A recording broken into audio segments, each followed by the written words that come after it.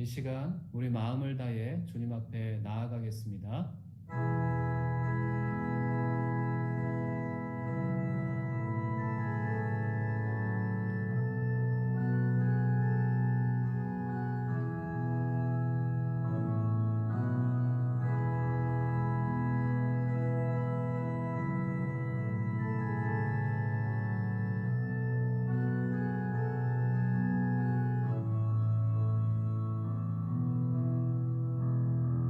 주께서 높은 보좌에 앉으셨는데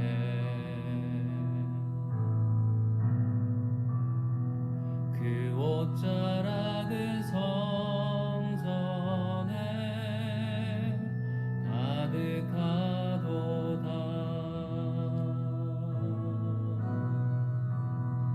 천사들이 모여서 서로 장화하여 외치니 그 소리는 성전에 가득하도다.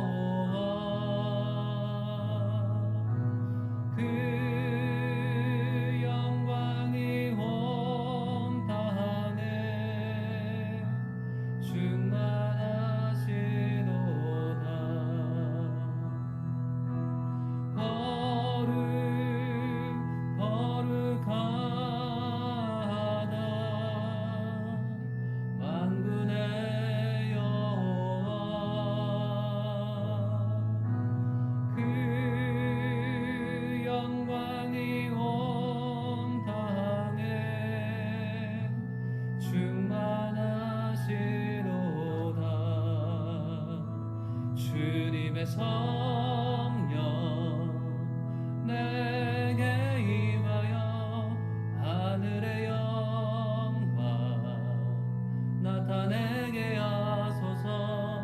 주님의 성령 내게 임하여 하늘의 영광 나타내게 하소서.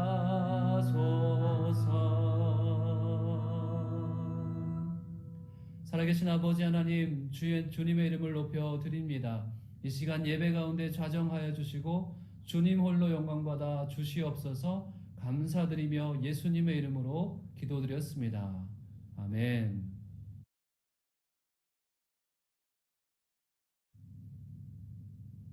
이 시간 기쁨으로 주님을 찬양하겠습니다.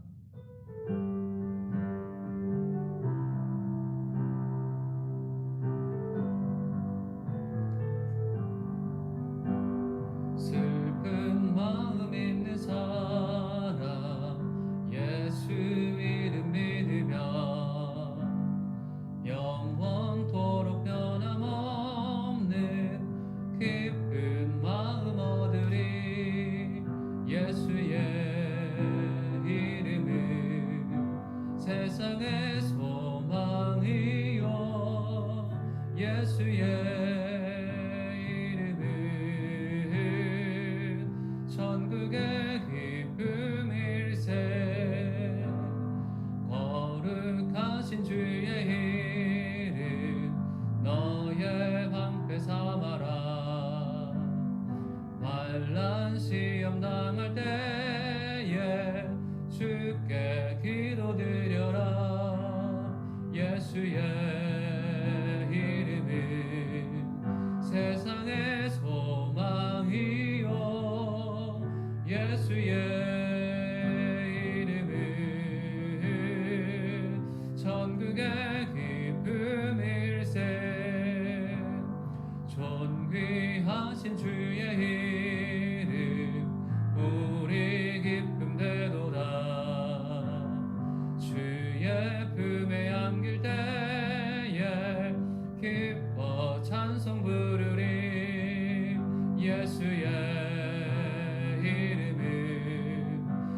세상의 소망이요 예수의 이름은 전국의 기쁨일세. 우리 갈 길 나간 후에 보좌 앞에 나가 왕의 왕께 경배하며 멸류관을 드리니 예수의 이름은 세상의 소망이요 예수의 이름은 전국의 기쁨일세. 내 영혼의 햇빛 비치니 주 영광 찬란해. 이 세상 어떤 빛보다 이 빛 더 빛나네. 주의 영광 빛난 광채 내게 비춰 주시옵소서. 그 밝은 얼굴 배울 때 나의 영혼 기쁘다. 내 영혼에 노래 있으니 주 찬양합니다.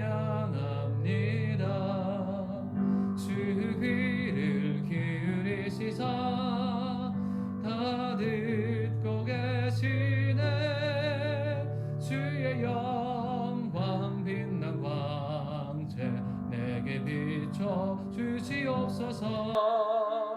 그 밝은 얼굴 배울 때 나의 영혼 기쁘다. 내 영혼의 봄날 되어서 주 함께 하실 때 그 평화 내게 깃들고 주 은혜 꽃피네. 주의 영광 빛난 광채 내게 비춰 주시옵소서. 그 밝은 얼굴 배울 때 나의 영혼 기쁘다. 내 영혼에 희락이 있고 그 소망 넘치네.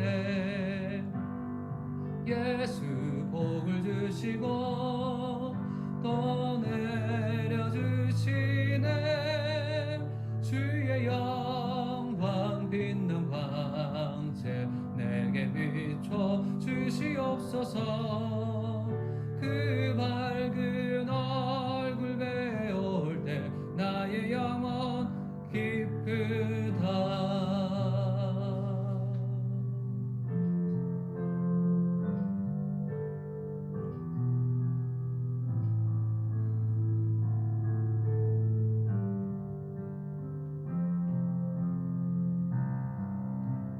내 안에 가장 귀한 것 예수를 알미라.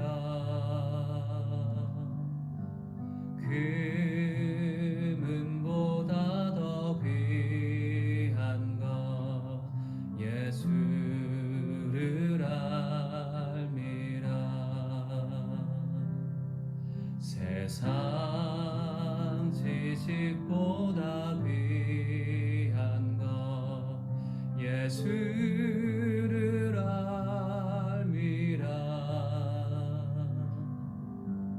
내 안에 가장 귀한 것 예수를 알미라. 예수의 이름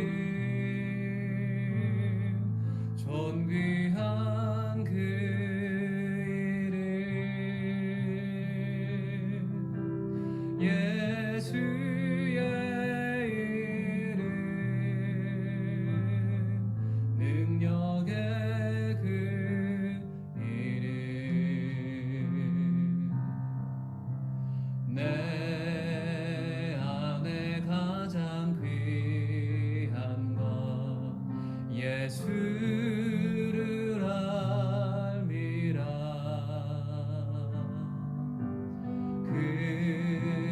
금은보다 더 귀한 것 예수를 알미라. 세상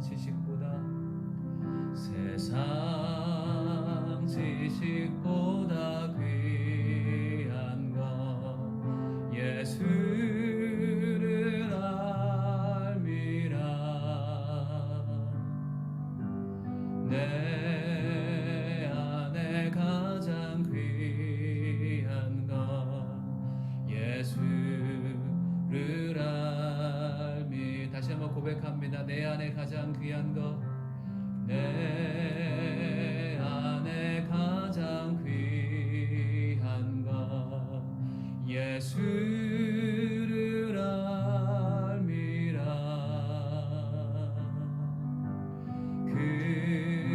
금은보다 더 귀한 것 예수를 알미라. 세상 지식보다 귀한 것 예수를 알미라. 내 안에 가장 귀한 것 예수를 알미라. 예수의 이름, 예수의 이름, 존귀한 그 이름, 예수의 이름, 능력의 그 이름, 예수의 이름, 예수의 이름, 존귀한 그 이름,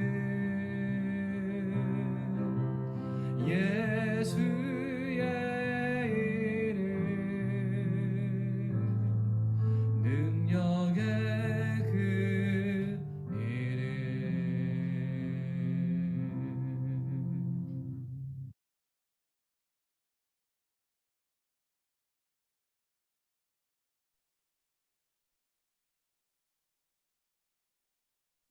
함께 기도하겠습니다. 사람도 안에 객관적인 것처럼 사랑해 주시옵소서. 당신의 귀한 자들로 영원한 생명을 허락해 주신 감사합니다.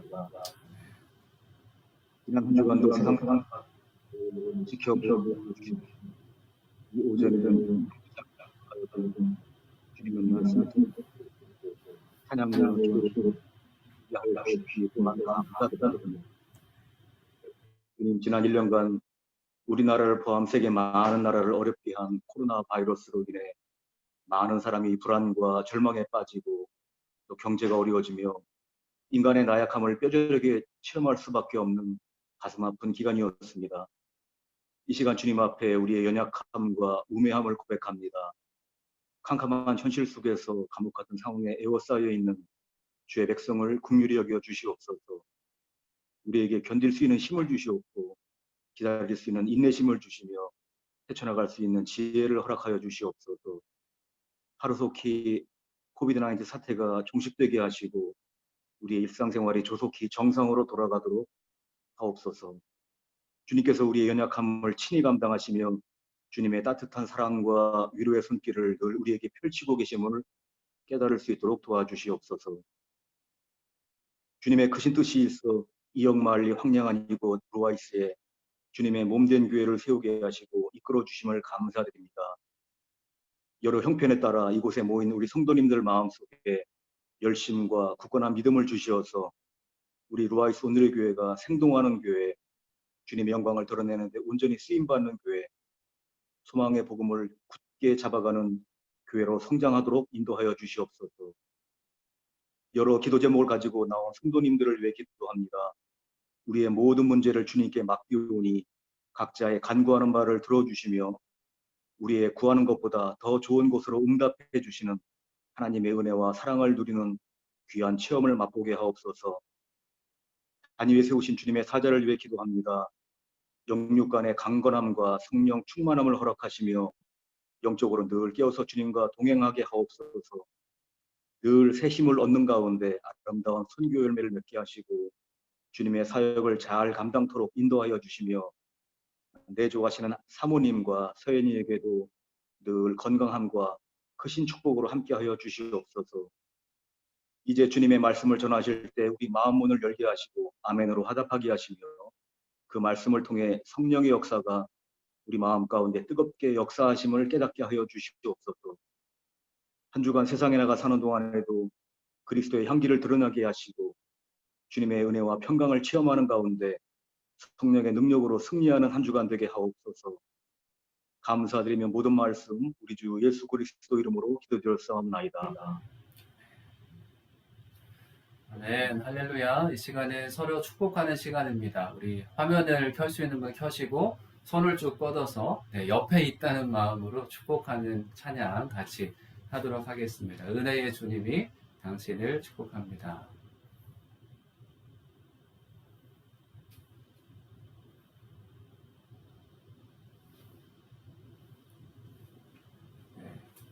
찬양이 안 들리는데요. 먼저 시작하겠습니다.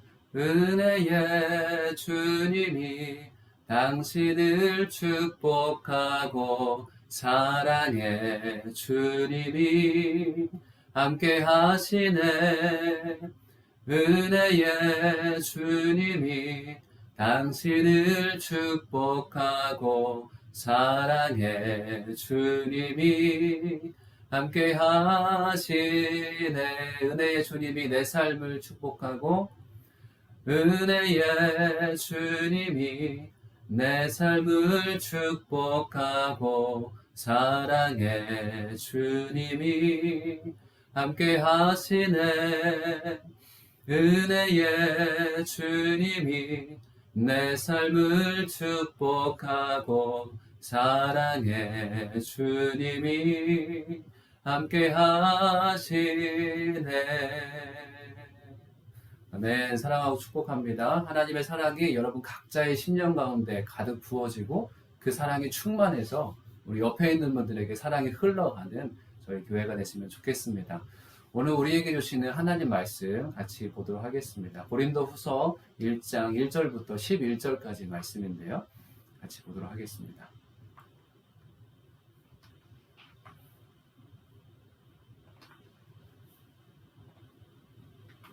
고린도후서 1장 1절부터 11절까지 말씀 제가 공유해 드리겠습니다. 네, 보이시죠? 네, 같이 넘치는 위로 굳건한 소망이라는 제목으로 같이 말씀을 듣도록 할 텐데요. 같이 읽도록 하겠습니다. 제가 먼저 읽고 여러분이 다음 절 교독해 주시면 됩니다. 하나님의 뜻으로 그리스도 예수의 사도가 된 바울과 형제 디모데는 고린도에 있는 하나님의 교회와 온 아가야에 있는 모든 성도들에게 편지를 씁니다. 하나님 우리 아버지와 주 예수 그리스도께로부터 은혜와 평화가 여러분에게 있기를 빕니다. 하나님 곧 주 예수 그리스도의 아버지, 자비의 아버지, 모든 위로의 하나님께서는 찬양받으실 분이십니다. 그분은 우리의 모든 환난 가운데서 우리를 위로하신 분이시기 때문입니다. 우리가 하나님께 받는 위로로 인해 우리도 환난 가운데 있는 사람들을 위로할 수 있게 하시는 분이십니다.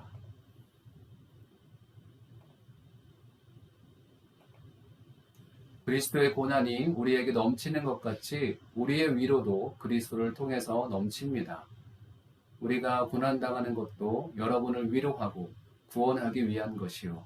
우리가 위로받는 것도 여러분을 위로하기 위한 것입니다. 이 위로가 여러분 가운데 역사함으로 여러분이 우리가 당하고 있는 것과 동일한 고난을 당할 때도 잘 견뎌내게 된 것입니다. 여러분에 대한 우리의 소망은 굳건합니다. 여러분이 고난에 함께 참여하는 것처럼 위로에도 함께 참여하는 것을 우리는 알고 있습니다. 형제들이여, 우리가 아시아에서 당한 환난에 대해 여러분이 알지 못하기를 원치 않습니다. 우리는 힘에 지나도록 심한 고난을 받아 살 소망까지 끊어질 지경이 됐습니다. 우리는 마음에 사형 선고를 내려야 했습니다. 그렇게 된 것은 우리 자신을 의지하지 않고 죽은 사람들을 살리시는 하나님만 의지하도록 하기 위함이었습니다. 그분은 우리를 과거에도 그렇게 큰 죽음에서 건지셨고 또 미래에도 건지실 분입니다. 또 우리는 하나님이 이후에도 건져주실 것을 소망합니다. 11절은 같이 읽겠습니다. 여러분도 우리를 위해 기도로 협력해 주십시오. 이는 많은 사람의 기도로 우리가 받은 은사로 인해 우리 때문에 많은 사람이 하나님께 감사하게 하려는 것입니다. 아멘. 잠깐 기도하겠습니다. 살아계신 아버지 하나님, 감사합니다. 오늘도 우리가 함께 예배할 수 있는 은혜 허락하여 주심을 감사합니다. 오늘 예배를 통해서 온전히 주님 홀로 영광 받아 주시고 우리가 하나님의 마음을 깨닫고 또 하나님의 힘을 얻는, 위로를 얻고 소망을 얻는 시간 되게 하여 주시옵소서. 감사드리며 예수님의 이름으로 기도드렸습니다. 아멘. 할렐루야. 할렐루야. 네, 제가 들리지 않아서 잠깐 착각을 했습니다. 같이 있으면 할렐루야 하면 이렇게 아멘 소리가 들리게 되는데 같이 있지 못하니까 그게 참 안타까운 것 같습니다. 그럼에도 불구하고 제가 다시 한번 할렐루야 할 때 여러분 아멘으로 화답했으면 좋겠습니다. 할렐루야. 아멘. 우리 하나님은 찬양받기 합당한 하나님이십니다. 올해 소망의 복음을 굳게 잡으라 라는 표어를 우리에게 허락해 주셨어요. 제 뒤에 보이시죠? 소망의 복음을 굳게 잡으라. 우리 옆에 있는 분에게 다시 한번 하겠습니다. 소망의 복음을 굳게 잡으라. 시작. 소망의 복음을 굳게 잡으십시오. 아멘. 네. 우리 집사님 기도해 주신 것처럼 우리가 소망의 복음을 굳게 잡지 않으면 이 어려운 팬데믹의 상황 가운데 영적으로 또 일반 생활 가운데 제대로 된 삶을 영위하기가 쉽지 않습니다. 하나님께서 올 한 해 소망의 복음을 우리가 잘 붙잡아서 하나님께서 원하시는 굳건한 믿음 가운데 거할 수 있는 저희들이 되기를 간절히 바라십니다. 그러기 위해서 여러분 어떻게 해야 되겠습니까?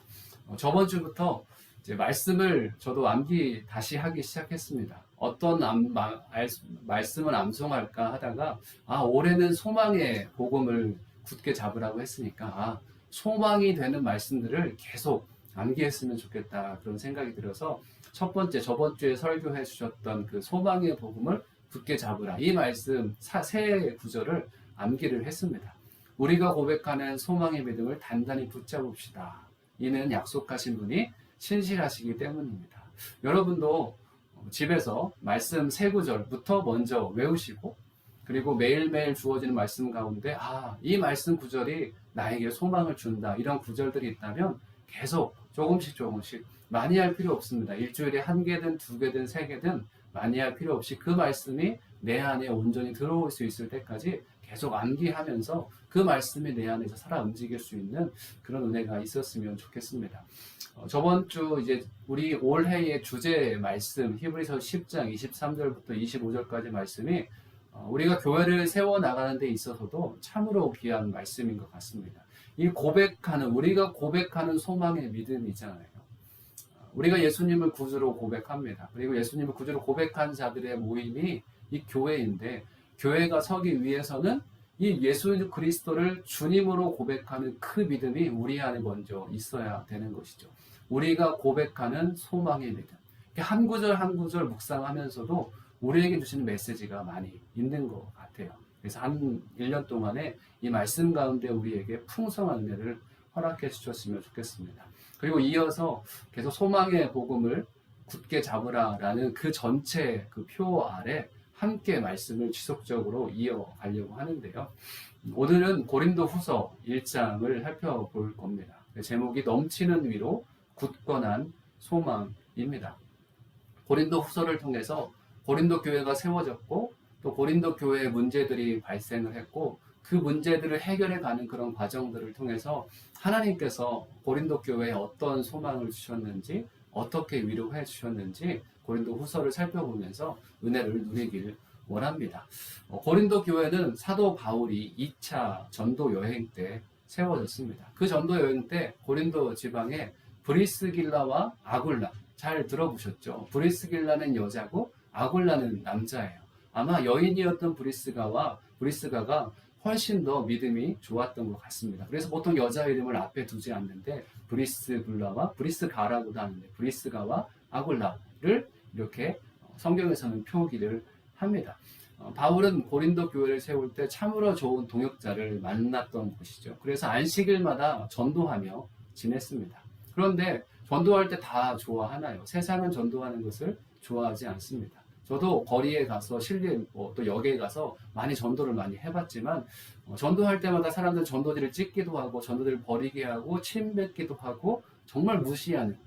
제가 청소년 시절에 전도했을 때 하나님께서 정말 그 상황을 경험하게 해주셨는데 어떤 분이 전도지를 찍고 가는 거예요. 근데 저는 너무나 마음이 아픈 거예요. 이 전도지 한 장으로 한 영혼이 구원받을 수 있는데 그것을 찍고 가다니 차라리 버리고 가지. 이런 청소년기에 정말 연한 그 마음에 상처를 입었던 적도 있습니다. 사도 바울도 열심히 전도를 동역자들과 같이 했는데 유대 사람들이 정말 반대를 많이 했습니다. 그래서 사도행전에 보면 사도 바울이 정말 두려워했던 상황들도 펼쳐집니다. 그래서 하나님이 나타나시죠. 두려워하지 말라라고 사도 바울에게 나타납니다. 그런데 회당장 그리스보와 그 가족이 온전히 예수님을 믿게 되는, 온 가족이 구원받게 되는 그런 은혜도 있게 됩니다. 루아이스 온누리 교회도 여기에서 예수님을 믿기 시작하는 한 사람으로 인해서 온 가족이 구원받는 역사를 체험하길 주님의 이름으로 축복합니다. 여러분이 만나는 사람들마다 전도할 수 있으면 전도하고 그분들이 예수님께 올 수 있도록 한 분이 돌아와서 그 한 분으로 인해서 온 가족이 주님 앞에 나올 수 있는 은혜가 있었으면 좋겠습니다.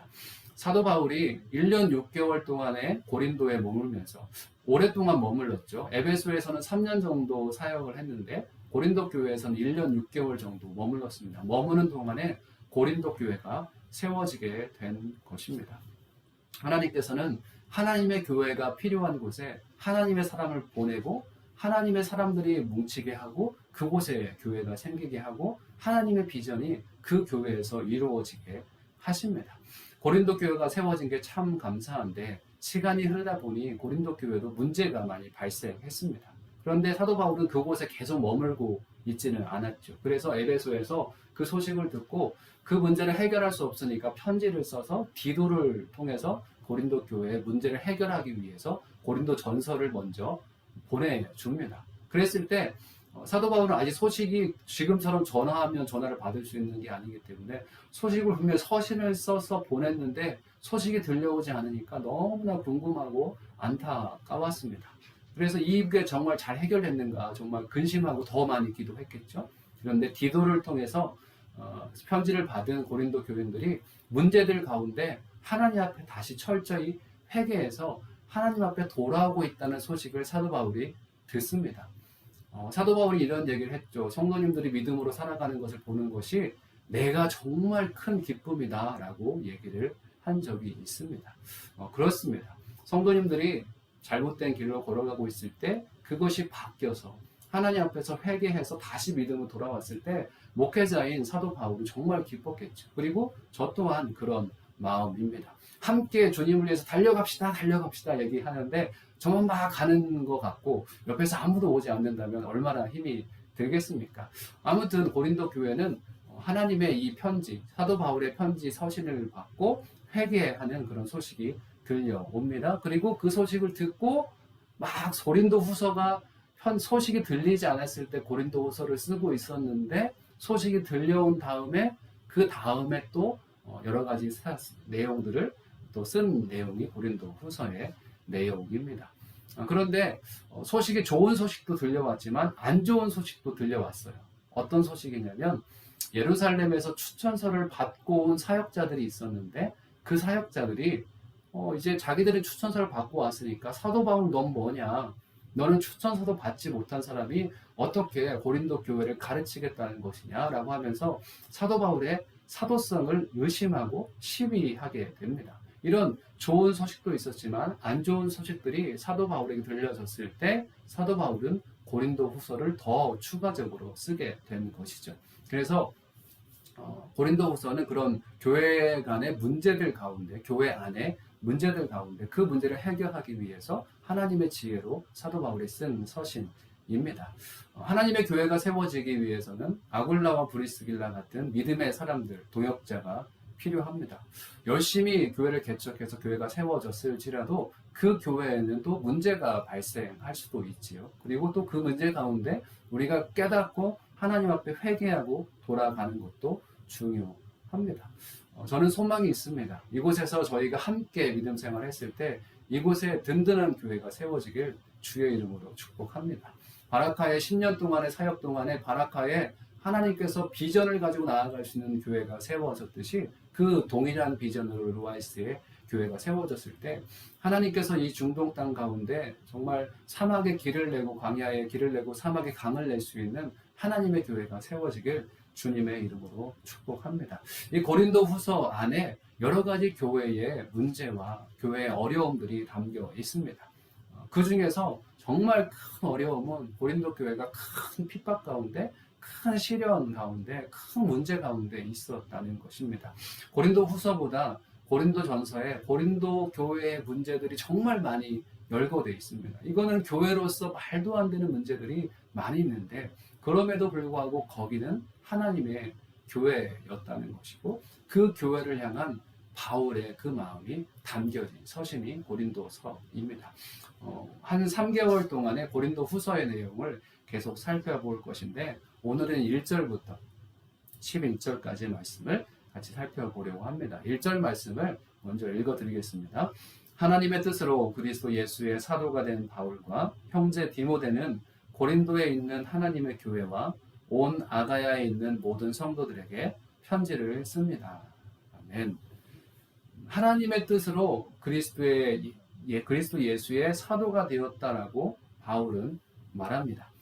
사도라 하면 보통 예수님의 12제자를 일컫잖아요. 그런데 사도 바울은 본인이 예수님을 본 적도 없으면서 본인이 예수 그리스도의 사도라라고 얘기를 합니다. 어떻게 사도 바울이 자기가 하나님의 뜻으로 사도가 되었다고 자신 있게 얘기할 수 있었습니까? 그는 다메섹으로 가는 길에서 빛 가운데 임하신 예수님을 온전히 체험했습니다. 누구보다 어쩌면 본인이 생각하기에는 다른 예수님의 제자들보다 엄청난 하나님의 빛을 경험하고 본인이 온전히 회심한 자라고 깨닫고 나는 그리스도의 사도라는 정체성을 가지고 있었다는 것입니다. 그리고 성경에서 얘기하는 것, 사도 바울이 얘기하는 것은 자기가 왜 사도인가? 내가 잘나서 사도가 아니라 내가 지식이 뛰어나서 내가 큰 체험을 해서 사도가 아니라 사도 바울은 본인이 사도가 된 것은 무엇으로 됐다고 얘기합니까? 하나님의 뜻으로 된 것이다 라고 자신 있게 얘기를 합니다. 제가 이 설교를 했을 때 사울 얘기를 했죠. 이스라엘의 초대왕 사울은 여호와께 구해졌다라는 뜻이 있다고 얘기를 했습니다. 그리고 신약에 나와 있는 이 바울인 이 사도 또한 그 뜻이 똑같은 이름을 가지고 있죠. 그렇지만 사도 바울은 이스라엘의 초대 왕처럼 사람들이 구해서 왕이 된 자가 아니라 사도 바울은 하나님의 뜻으로 하나님의 구해지심으로 사도가 된 하나님의 사람이었다는 것이죠. 그리고 사도 바울도 그 정체성에 대해서 정확하게 알았습니다. 사람들이 사도 바울의 사도성을 의심했습니다. 고린도 교회에서 의심했습니다. 너는 추천서도 없지 않냐? 라고 의심했을 때 사도 바울은 담대하게 자기 자신이 예수 그리스도로 하나님의 뜻으로 내가 사도가 되었다라고 그 정체성을 정확하게 설명합니다. 우리가 그리스도인 된 것도 마찬가지입니다. 우리가 어떻게 그리스도인이 되었습니까? 큰 체험을 해서 내가 무언가 노력을 해서 그리스도인이 된 것이 아니라 하나님의 뜻으로 태초부터 나를 구원하기 위한 하나님의 계획이 있었기 때문에 우리가 그리스도인의 반열에 오르게 된 것입니다. 그 정체성이 우리 안에 있었으면 좋겠습니다. 바울은 고린도에 있는 하나님의 교회와 온 아가야에 있는 성도에게 편지를 쓰고 있는 것입니다. 보통 그때 당시에는 사역자가 다 교회마다 있지 않았기 때문에 고린도에 편지를 쓰면 사도 바울의 편지를 읽고 그 편지를 또 아가야 지방에 있는 사람들에게 편지를 전해줘서 그분들도 이 편지를 통해서 하나님의 음성을 듣게 했습니다. 그래서 그 서신들을 회람서신, 돌려보는 서신이라고 해서 회람서신이라고 얘기를 하고 있죠. 고린도 지방, 아가야 지방에 성도들이 있었다는 것입니다. 우리 UA를 생각하면 두바이에, 아부다비에, 바라카에, 또 아라인에도 교회가 있는 거 아시죠? 아라인의 선교사님들로 인해서 아라인 하스피털 그 병원이 생기게 되었고, 그리고 왕이 이곳에 종교 부지가 될 수 있는 은혜를 주셨다는 역사를 아마 아시는 분도 있을 것입니다. 각 지역마다 하나님의 교회가 서 있습니다. 그리고 저희는 루아이스에서 루아이스 온누리 교회라는 이름으로 함께 모입니다. 루아이스로 부르신 주님의 뜻으로 인해서 이곳에서 한 교회로 부르심을 받아서 함께 주님을 예배하는 것입니다. 예배하는 저희들이 히브리서 10장 24절 우리 주제 말씀 가운데 있죠. 사랑과 선한 일들을 격려하기 위해 서로 돌아봅시다. 하나님께서 세워주신 교회 가운데 사랑과 선한 일들을 격려하기 위해서, 왜 격려합니까? 사랑과 선한 일, 사랑과 섬김이 함께 계속 나타날 수 있도록 서로에게 계속 격려하는 것이죠. 그래서 사랑의 일을 힘씁니다. 왜냐하면 하나님께서 사랑이시기 때문에. 그리고 말로만 하는 사랑이 아니라 행함으로 계속 사랑을 드러내는 것을 격려하기에 힘쓰는 그곳이 바로 하나님의 교회입니다. 이 루아이스 온누리 교회, 아부다비 온누리 교회, 바라카 교회의 특성은 한국에도 교회가 있고 이곳에도 교회가 있다는 것입니다. 그래서 저는 내가 어디 교회에 있는지 모르겠어요 라고 생각하시는 분들은 이렇게 생각했으면 좋겠어요. 우리는 하나님의 비가시적인 교회 안에 다 속해 있습니다. 그리고 하나님의 성도로 어디에 가서든 하나님을 예배하는 하나님의 자녀라는 것이죠. 그렇지만 그 교회에, 그 지역에 부르셨다는 것은 그 지역에서 함께 신앙생활하는 사람들과 모여서 또 하나님을 그곳에서 찬양하게 되는 것이고 예배하게 되는 것입니다. 그리고 또 원래는 우리가 지금 영상 예배를 하고 있어서 성찬을 하기가 참 어렵지만 하나님께서 로컬 교회에 주시는 축복 중에 하나는 무엇이냐면 성찬입니다. 한 떡을 같이 참여하는 거죠. 그래서 우리가 그리스도 안에서 하나임을 인식하는 하나님의 교회로서의 또 비가시적 교회로서의 그런 인식이 굉장히 중요함을 아는데 성찬을 못해서 참 안타까운 것이 있습니다.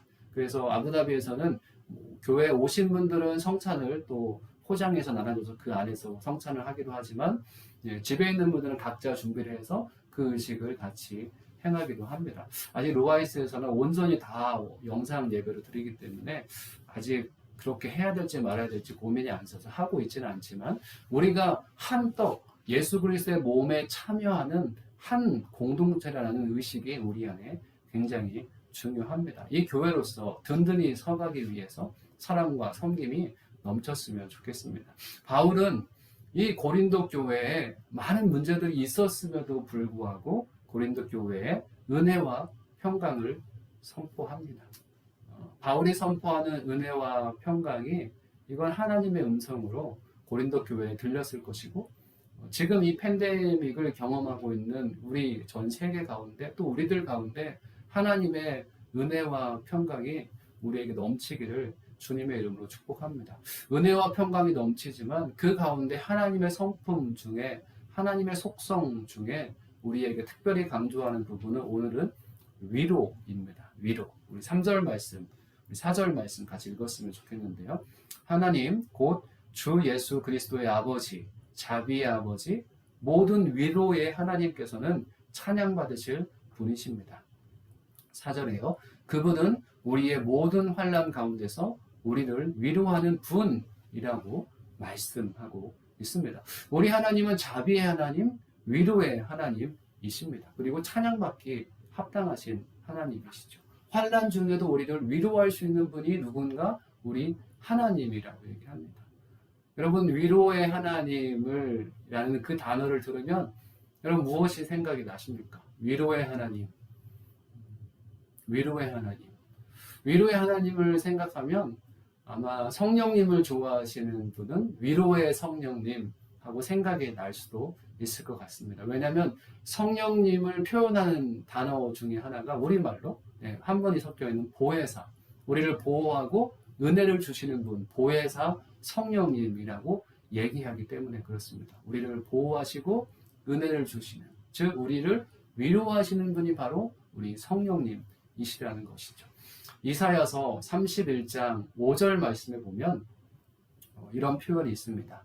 날개를 편 새들처럼 만군의 여호와께서 그렇게 예루살렘을 보호하실 것이다. 예루살렘을 덮어서 지켜주시고 낚아채 구해내시고 쓰다듬어 아껴주시고 사슬을 풀어 구해주실 것이다. 아멘. 참 좋은 말씀이죠. 이사야 31장 5절 말씀 집에서 한번 찾아보시고 이런 말씀은 외우셔도 참 좋습니다. 새의 뒷모습을 누가 찍어놓은 사진을 봤습니다. 새가 이렇게 있는데 뒷모습이 날개가 이렇게 있잖아요. 근데 뒷모습을 찍었는 뒷 날개 한쪽에 조그마한 새가 있고 또 한쪽에 작은 새가 있는 거예요. 그 어미새가 새끼새를 보호하고 있는 듯한 모습이 그 안에 새끼들이 있는 거죠. 그런 모습입니다.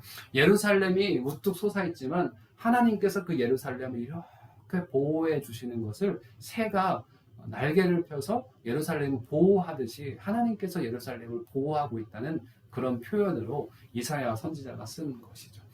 사람의 위로와 하나님의 위로의 차이가 여기서 있는데요. 사람의 위로는 그래 힘들지 이렇게 하나님께서 위로해 주시길 원해라고 동감해주고 어느 정도 해결할 수 있는 것이 한정되어 있습니다. 그렇지만 우리 하나님의 위로는 그것을 뛰어넘습니다.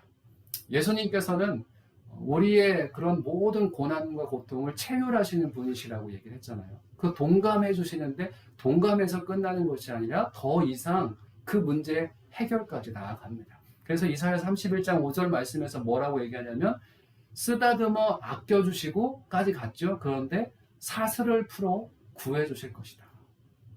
사슬에 묶여있는 그것을 구해주실 수 있는 하나님.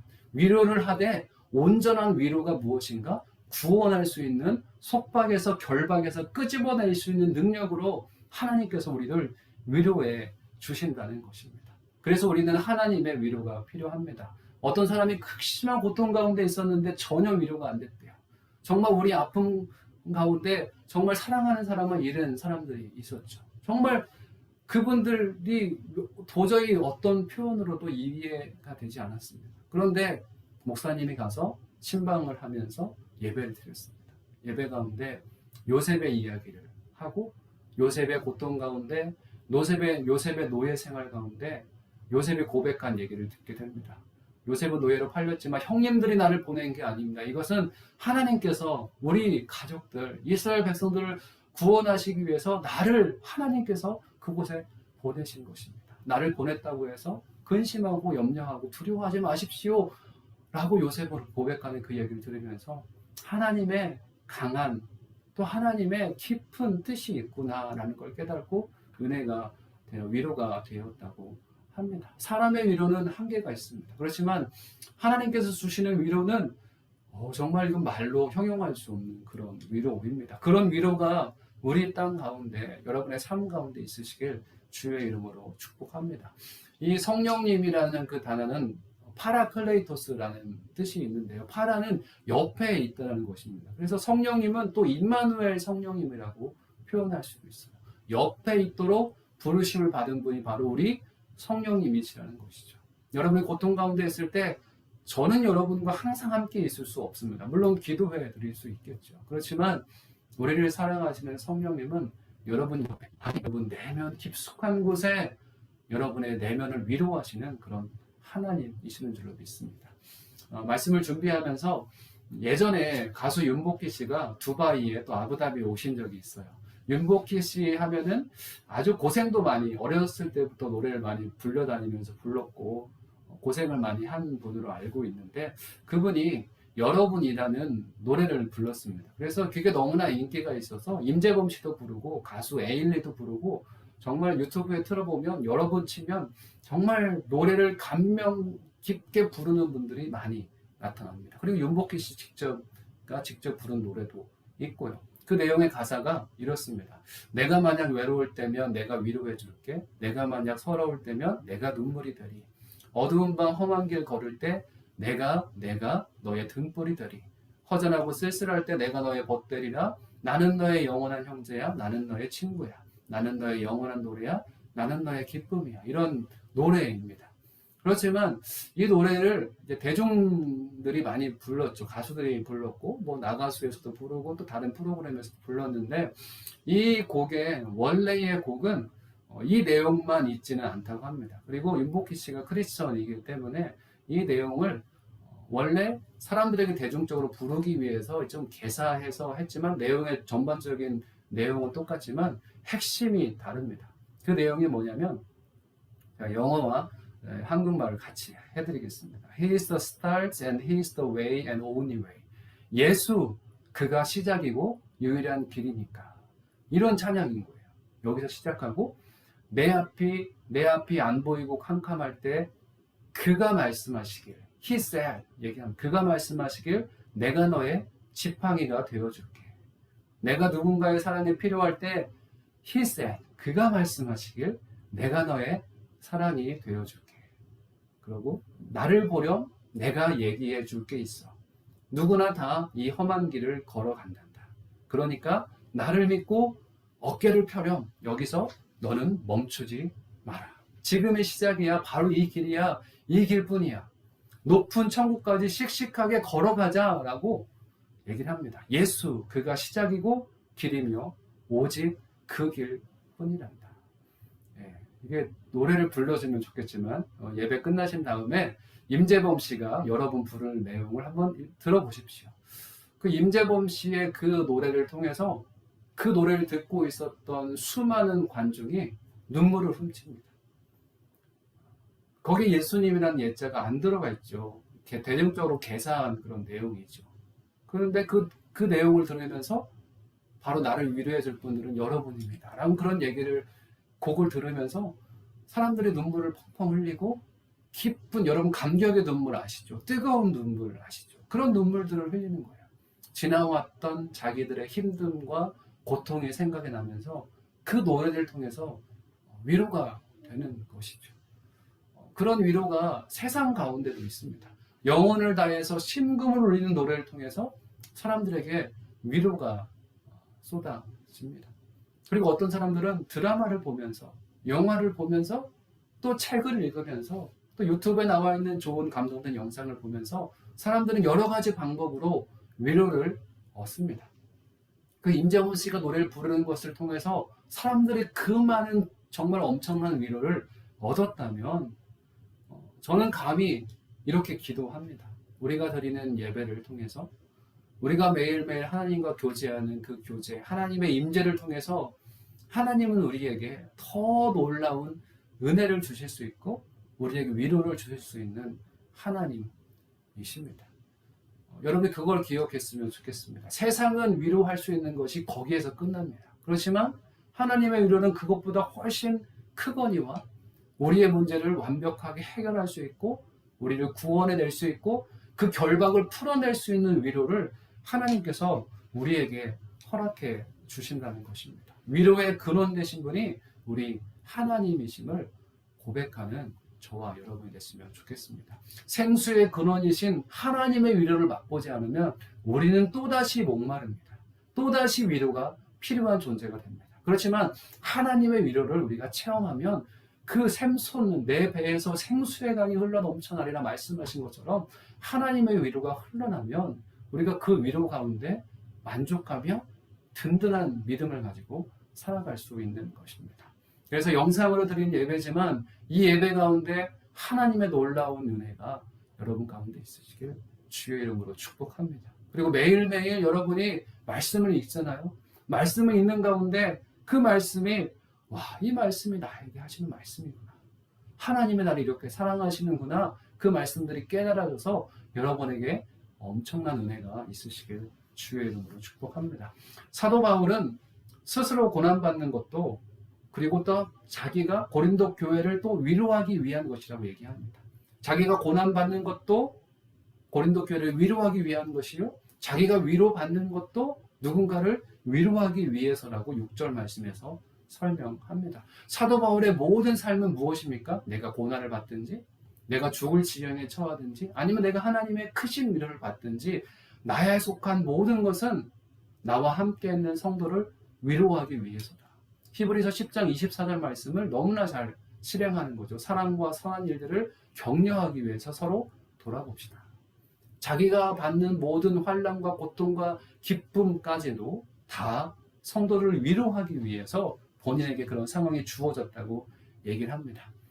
많은 사람들이 상처 입은 치유자라고 얘기를 하지만 상처 입은 당사자는 참으로 힘듭니다. 하나님께서 상처 입은 사람이 치유자가 되도록 이끄시는 데는 엄청난 시간이 필요하고 그 사람의 고통을 해소해 나가는 그런 작업들이 필요하기 때문에 그렇습니다. 그럼에도 불구하고 하나님께서는 상처 입은 자, 고통당하는 자를 치유해 주시는 하나님이시고 치유해 주셔서 그 치유로 다른 사람을 위로해 주십니다. 아주 웃기는 얘기인데요. 좀 지저분한 얘기일 수도 있습니다. 어떤 목사님이 지저분한 얘기가 아니군요. 요로 결석에 걸렸다고 합니다. 이 문제가 어른 여자분들의 산통보다 훨씬 더 세다고 얘기를 하시더라고요. 그리고 어떤 목사님이 걸렸어요. 남들이 어떻게 아프겠다 어떻게 막 그렇게 얘기를 해주는데 어떤 분의 위로도 위로가 되지 않았다고 합니다. 근데 누가 전화를 해서 누구 목사 나도 걸려봤는데 너무 아프더라. 그리고 이렇게 하면 좀 나아 라고 얘기해 줬을 때 그 고통을 받아봤던 목사님이 얘기해 준 게 본인에게 큰 위로가 되고 좀 정말 많이 도움이 되었다고 합니다. 웃기는 얘기였지만 하나님께서 우리의 고난 가운데 우리의 고통 가운데 우리를 싸매신 기억이 나중에 죽어가고 있는 힘들어하고 있는 누군가를 살릴 만한 하나님의 은혜로 작용할 때도 있다는 것입니다. 사도 바울의 고난은 이런 고난이었습니다. 심지어 살 소망까지 끊어질 지경이다 라고 표현합니다. 우리 8, 9절 말씀 제가 읽겠습니다. 형제들이여 우리가 아시아에서 당한 환난에 대해 여러분이 알지 못하기를 원치 않습니다. 우리는 힘에 지나도록 심한 고난과 고난을 받아 살 소망까지 끊어질 지경이 됐습니다. 우리는 마음에 사형 선고를 내려야 했습니다. 그렇게 된 것은 우리 자신을 의지하지 않고 죽은 사람들을 살리시는 하나님만 의지하도록 하기 위함이었습니다. 사도 바울이 어떤 고난을 당했는지 우리는 성경을 통해서 잘 알 수 없습니다. 에베소에서 폭동 가운데 그런 고난을 당했는지 아니면 성도님들로 인해서 뭔가 어려움이 닥쳐왔는지 아니면 유대주의자들로 인해서 그 고난이 닥쳐왔는지 아니면 본인의 질병 때문에 죽을 지경에 처해 있었는지 알 수 없지만 사도 바울처럼 믿음이 강한 자도 살 소망까지 끊어질 정도의 엄청난 고통을 경험했다는 것이죠. 그 고난을 경험한 사도 바울이 그 고난 가운데에서도 우리에게 소망을 주시는 그 하나님을 얘기하고 있는 것입니다. 하나님께서 왜 믿는 자들에게 고난을 허락해 주실까요? 아니, 대부분이 다 고난을 겪는 것 같습니다. 윤복희 씨의 노래처럼 누구나 다 그런 고난을 겪는 거다. 세상에 고난이 없는 자가 어디 있습니까? 다 고난을 겪지만 그 고난을 통해서 각자에게 주시는 음성이 어쩌면 동일합니다. 하나님께서 우리에게 고난을 주시는 이유는 우리 8절, 9절 말씀에 고백한 것처럼 하나님만 의지하도록 하기 위해서 우리에게 고난을 주십니다. 하나님은 질투의 하나님이시기도 하시죠. 나를 사랑해야 되는데 나를 사랑하지 않는 자, 나의 영광을 다른 자에게 취하는 것을 결코 용납하지 않는 하나님이시죠. 우리가 하나님만 사랑해야 되는데 그렇지 않을 때 우리에게 고난이 찾아올 수도 있습니다. 하나님은 고난이 찾아왔을 때 나만 봐, 나만 의지해, 하나님만 의지하기를 하나님께서는 그렇게 요구하시는 것이죠. 작년 한 해 저희 가정에 크다면 크고 작다면 작은 고난이 한번 쑥 넘어갔습니다. 그러면서 저희 가정에 주시는 음성, 특별히 저한테 주시는 음성은 무엇이었냐? 자주 얘기했죠? 더 깊은 곳으로 와라. 하나님께서 고난을 주신 이유는 다른 것을 더 의지하지 말고 나만 의지해. 나에게만 와라고 하나님은 계속 부르신다는 것이죠. 하나님만 의지하도록 하기 위해서 사도 바울에게도 고린도 교회에게도 그런 큰 고난이 있었습니다. 고난 가운데 우리가 어떤 말씀을 묵상하면 좋을까요? 우리 욥기서 23장 10절 말씀인데요. 제가 이거는 개정본으로 읽겠습니다. 그러나 내가 가는 길을 그가 아시나니 그가 나를 단련하신 후에는 내가 순금같이 되어 나오리라. 하나님께서는 믿는 자들이 세상과 섞이는 것을 정말 원하지 않습니다. 불순물이 섞여서 하나님의 형상 닮은 하나님의 사람이 세상의 사람들과 아니 동물들과 짐승들의 형상들처럼 우리의 그 영혼이 섞이는 것을 원하지 않습니다. 그래서 구약에서는 옷도 섞여 있지 마라 이런 게 핵심인 거죠. 또 구비 갈라진 것도 구별되어져서 살아가는 것이 그리스도인의 정체성이기 때문에 하나님께서 우리에게 끊임없이 원합니다. 그런데 우리의 삶은 어떻습니까? 그냥 살아가다 보면 흰 옷에 때가 묻듯이 계속 때가 묻고 이 순금이었지만 거기에 계속 불순물들이 섞여 오는 것이 세상을 살아가는 저희의 이치입니다. 자꾸 엔트로피 증가의 법칙처럼 자꾸 우리는 안 좋은 방향으로 흘러가는 것이 육의 본성을 가진 우리의 모습입니다. 그렇기 때문에 하나님께서 우리를 고난을 허락하셔서 우리가 순금처럼 나오기를 원하신다는 것입니다. 여러분 이런 비유 아시죠? 금물살이 흘러오고 있는 그런 강. 그냥 사람이 건너가기에는 지나갈 수가 없고 다 떠내려 갈 것 같은 거예요. 그런데 그 강을 어떻게 지나갑니까? 이 아프리카 부족들의 이야기라고 하죠. 큰 돌, 자기의 무게가 겨우 들 수 있을 정도의 큰 바위를 들고 그 강을, 금물살을 지나간다고 합니다. 내가 들기엔 너무나 힘이 드는 그런 돌이죠. 그런데 이 돌을 들지 않으면 금물살에 휩쓸려 가는 것이죠. 근데 그 돌을 들면 그 강을 건너갈 수가 있는 것입니다. 그 돌의 무게 때문에. 어쩌면 하나님께서 우리에게 고난을 허락해 주시는 이유는 그 고난으로 인해서 더 무거워져서 세상으로 떠내려 가지 않고 하나님의 그 기준 가운데 거하게 하기 위해서 겉길로 치우치지 않고 하나님께서 원하시는 그 길로 갈 수 있도록 하나님께서 우리에게 그런 고난을 허락해 주시지 않나. 아니 그게 맞습니다. 순금같이 나오게 하기 위해서 우리를 단련하시는 분이 우리 하나님이십니다. 이사야 48장 10절 말씀인데요. 제가 대학 시절에 외웠던 말씀입니다. 보라 내가 너를 연단하였으나 은처럼 하지 아니하고 고난의 풀무에서 택하였노라. 저는 이 말씀이 정말 사모했습니다. 왜냐하면 저는 고난을 다 견딜 수가 없거든요. 누구나 다 고난을 끝까지 견디기 어렵습니다. 그 고난을 계속 견뎌가기란 쉽지 않습니다.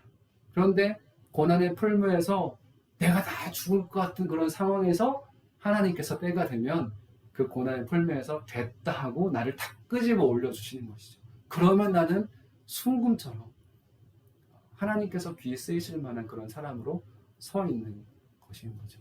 여러분 고난 가운데 있으면 너무나 힘이 듭니다. 그렇지만 하나님께서 우리를 분명히 위로해 주시고 우리가 피할 수 없을 때 도저히 참을 수 없을 그 때에 하나님께서 이제 됐다라고 우리를 들어 올리실 때가 있습니다.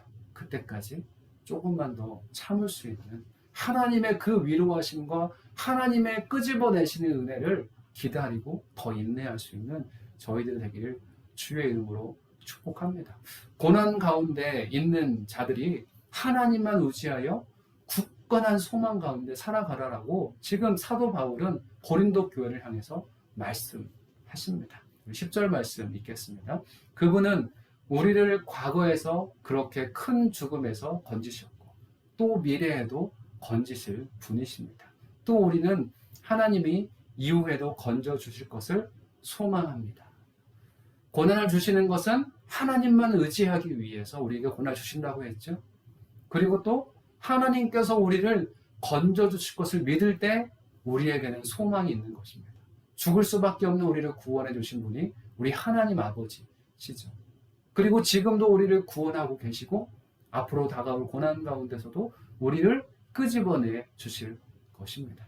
주 예수 그리스도의 기쁜 소식이 복음인데 이 복음으로 인해서 우리의 삶이 완전히 변한 것이죠. 그리고 미래에 변할 것이죠. 그리고 지금도 우리는 계속 변해가고 있습니다.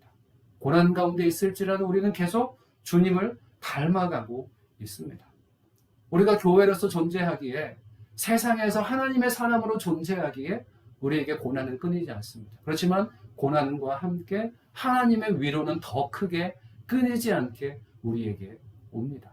그 하나님의 위로를 바라볼 때, 그럼으로써 하나님을 온전히 의지했을 때 우리에게는 굳건한 소망 가운데 거할 수 있는 하나님의 사람이 될 수 있습니다. 하나님의 위로가, 하나님을 향한 소망이 우리 루아엑스 오늘리교회 성도님들 가운데 가득하시길 주의 이름으로 축복합니다. 오늘 말씀을 생각하면서 함께 기도했으면 좋겠습니다. 우리 있는 자리에서 함께 기도했으면 좋겠는데요. 하나님, 고린도 교회가 정말 사형 선고를 받은 것 같은 그런 고난 가운데, 또 문제 가운데 사도 바울 또한 그런 고난을 경험했습니다. 그럼에도 불구하고 우리가 고난당한 것이 누군가를 위로하기 위한 것이요, 내가 위로를 받은 것도 누군가를 위로하기 위한 것이다라고 고백했던 사도 바울처럼, 하나님, 우리가 이 고난을 잘 이겨나게 하여 주시옵소서. 그래서 이 고난 가운데 하나님의 위로를 알게 하여 주시고, 특별히 우리보다 더 많은 고난 가운데 처해 있는 사람들에게 하나님의 놀라운 위로가 가득하게 하여 주십시오. 하나님의 소망이 그들 가운데 넘치게 하여 주십시오. 또 우리의 삶을 올려드리며, 또 우리 교회를 올려드리며 잠깐 기도하도록 하겠습니다. 같이 기도하겠습니다. 살아계신 아버지 하나님, 주님의 크신 사랑과 은혜를 감사합니다. 고린도 교회를 향한 아버지의 마음을 합니다. 많은 문제 가운데 있었지만 하나님께서는 그들을 다시 회복하길 원하고, 다시 살리시길 원하고, 그들을 다시 인도하길 원하시는 것을 압니다. 사도 바울을 통해서 메시지가 전해졌을 때 그들이 회개하였고 주 앞에 나아오며 하나님의 크신 위로를 얻고 굳건한 소망을 가진 것처럼, 하나님 믿음의 사람들이 이 팬데믹으로 고통하며 고민하며 어려움 가운데 있는 상황 가운데 하나님의 위로가 우리 가운데 들려지게 하여 주십시오. 하나님의 그 크신 사랑이 우리 가운데 부어지게 하여 주셔서, 하나님, 고난 가운데 우리 위로하시는 주님을 체험케 하여 주시고 소망 되신 주님을 바라볼 수 있는 귀한 주의 백성들 되게 하여 주시옵소서. 넘치는 위로로 함께 하여 주시고 굳건한 소망을 주시는 예수님의 이름으로 기도드렸습니다. 아멘. 우리 말씀을 생각하시면서 같이 찬양하도록 하겠습니다.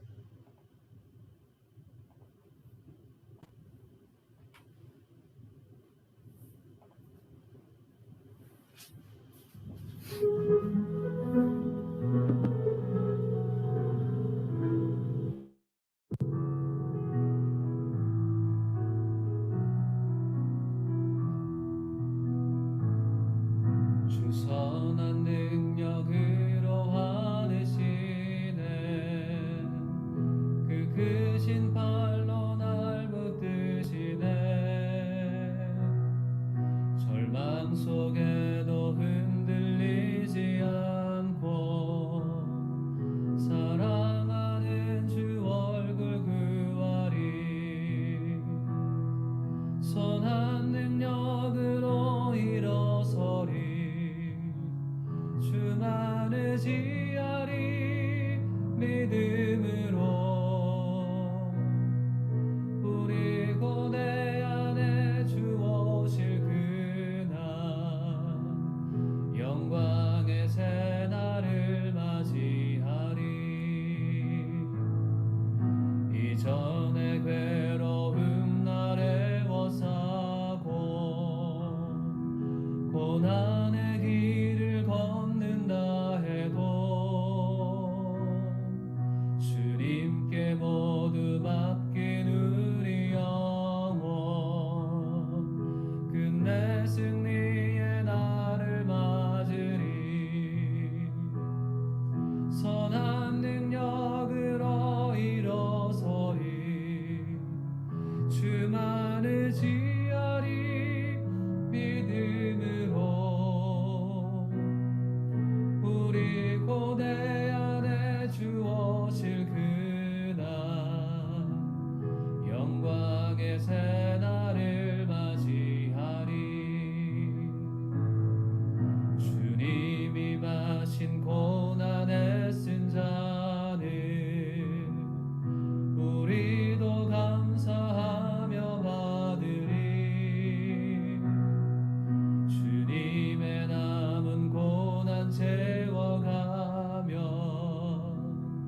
예수와 복음 위에 살리라. 선한 능력으로 일어서리. 주만 의지하리. 믿음으로 우리 고대 안에 주 오실 그날 영광의 새날을 맞이하리. 승리의 새날을 맞이하리.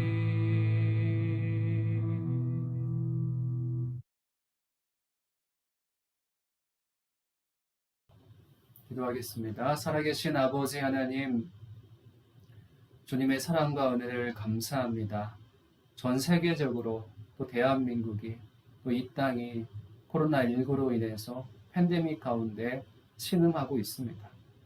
또 그 가운데 많은 세상의 문제들로 인해서 폭동도 일어나고 또 서로 다툼도 일어나고 또 전쟁의 위협 가운데 또 어려움을 당하는 분도 있습니다. 하나님, 이 땅 가운데 진정한 위로가 되시는 분이 우리 예수님이심을 고백하며 우리의 위로의 근원 오직 주님께 둘 수 있는, 주님만이 우리의 위로이십니다 고백할 수 있는 귀한 주의 백성들 되게 하여 주시옵소서.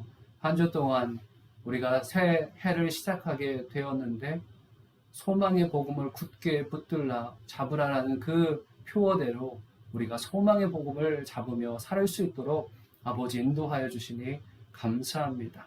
날마다 주의 말씀을 묵상하며 주의 말씀 가운데 거할 수 있도록 인도하여 주시고 하나님의 사랑으로 굳건하게 서는 주의 백성들 되게 하여 주시옵소서. 이제는 우리 주 예수 그리스도의 은혜와 하나님 아버지의 그 크신 사랑과 성령님의 내주 교통 역사하심이 오늘 말씀을 듣고 하나님의 위로만 기다리며 하나님만 바라보는, 하나님만 의지하길 원하는, 또 굳건한 그 소망 가운데 거하길 원하는 귀한 주의 백성들 머리 위에 지금도 열방 가운데 하나님의 위로를, 하나님의 그 소망을 전하고 계시는 선교사님들과 사역과 그 가정 위에 지금부터 영원까지 함께 하시기를 간절히 축원하옵나이다. 아멘. 이 시간 예배를 받으신 주님께 감사의 박수 올려드립니다. 감사합니다. 감사합니다.